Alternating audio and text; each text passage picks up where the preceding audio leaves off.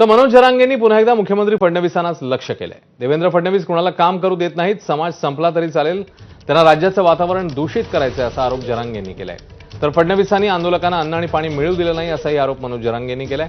आम्हाला आरक्षण राजकारण नकोय, पण मुख्यमंत्र्यांना राजकारण करायचंय, आरक्षण द्यायचं नाहीये असं जरांगे म्हणतायत।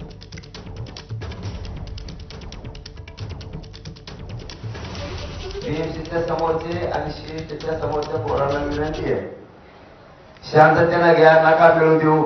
तुम्हाला जेवायला मिळालं नाही, तुम्हाला पाणी मिळू द्या नाही मुख्यमंत्री, कारण प्रशासक बसलेला असणार आहे सध्या, त्याच्यामुळे कंट्रोल सगळा मुख्यमंत्र्याचा असणार आहे।